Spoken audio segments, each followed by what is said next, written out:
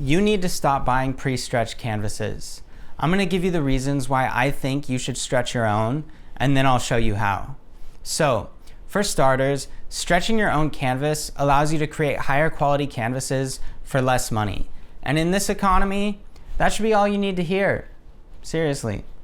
Today, I'll be stretching an 18-inch by 24-inch canvas. I saw these pre-stretched at my local art store for $72 with a thinner, lower quality frame. I built this one for a little over $40, and the amount of savings increases the larger you go. Also, if you stretch your own canvas, you're able to step away from conventional aspect ratios and add another creative element to your wheelhouse that you might not even think about. So go crazy. I don't know, make a 6 by 30 inch panorama. You can also pick the weight of the canvas. For oil painting, this is especially important. If you look at Sargent, for example, he frequently used extremely heavyweight canvas, so there was some tooth for his paint to grasp onto. Or, if you want to render out more detailed pieces, you can choose a lighter weight material.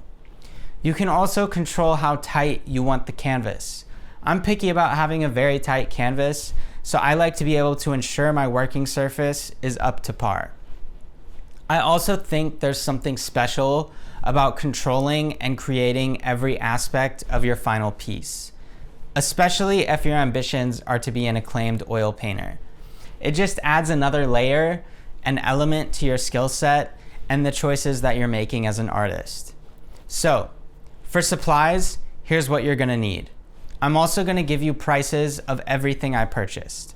I know up front you're kind of spending more money, but all you have to do is stretch 2 canvases and you'll break even on the investment. So I definitely think it's worth it in the long run. So here's what you need. A staple gun, this one was $18. A staple remover, this came with the gun. Staples, they also came with the gun, but if you have to buy more, I found some for $6 for 3,000. Canvas pliers, these were $16. A hammer, ideally a rubber one, this was $8. A tape measure, $7. Archival neutral pH PVA glue. This was $8. I'd recommend buying a bigger bottle to save more. Make sure it's neutral pH archival artist grade and not just Elmer's. This is important. Gesso. I use Liquitex gesso. I buy big bottles since I use it all the time.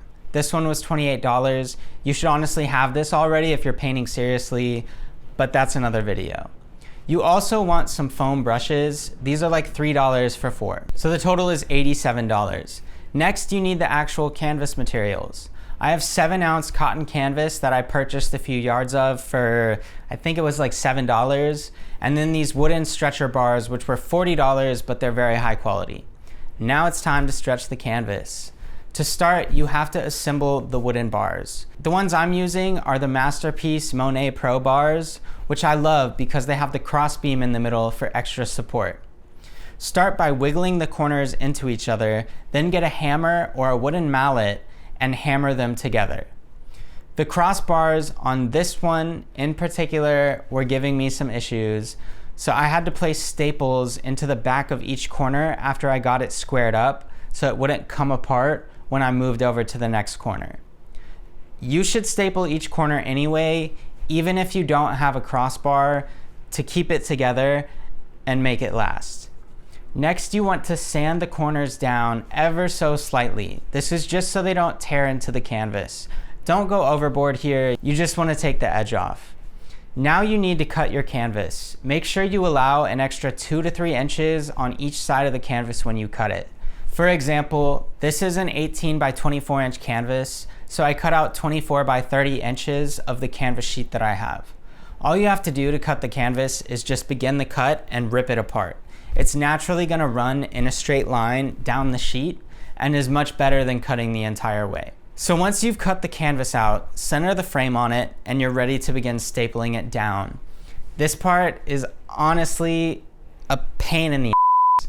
You're gonna have to go counterclockwise or clockwise around the canvas, pulling the canvas taut and then adding staples around every 1.5 inches.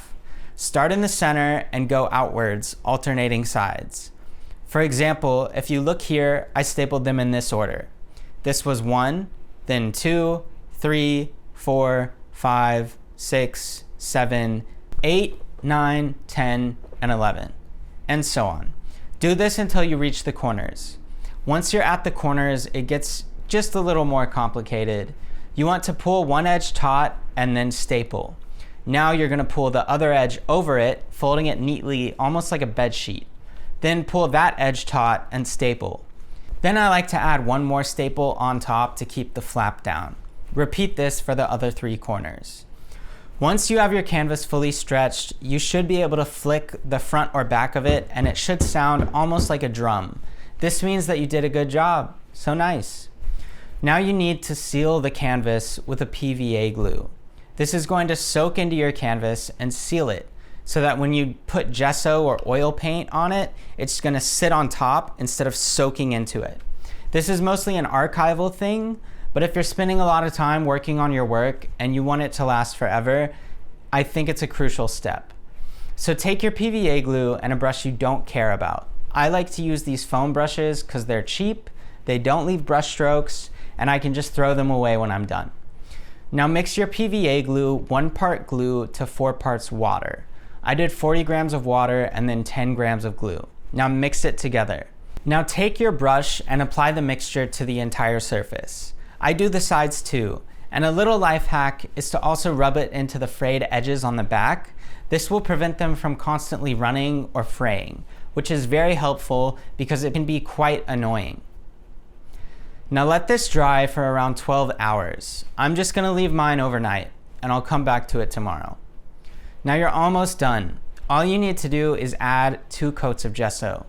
When I add gesso, I like to use my foam brushes and just do light coats. I use Liquitex because it's a quality brand. They haven't sponsored me yet. I just like their product. Liquitex, hit me up if you want to make a deal. For my first coat, I go mostly in one direction, horizontal. Then I let it dry for around 30 to 40 minutes. I take it outside and I very lightly sand it. Like 1 minute of sanding, 30 seconds. Don't go overboard with the sanding. I use a 300 grit sandpaper. Now wipe the dust off with your hand and add a second coat. This time I paint it vertically. I give it another 30 to 40 minutes to dry and sand again with the sandpaper. Now wipe the dust off. Sometimes I'll even use a moist paper towel to make sure I get all the dust. Congrats, you're done. You just made your own canvas from scratch. You're pretty pro. All in all, it does take a considerable amount of time and effort, but it's definitely higher quality, and I think it sets you apart as an artist if you're making your own canvases. I normally only do it for my bigger studio work, where I anticipate spending 30 plus hours on a painting. For smaller studies, I just use canvas panels. I hope this video was helpful to you. Be sure to like, subscribe, and let me know in the comments if you have any questions or suggestions. Also, let me know if you have anything in your workflow that you think is better than the methods I'm showing here. I always want to learn more and be the best possible artist that I can be. Thanks so much for watching, and I'll catch y'all on the next one.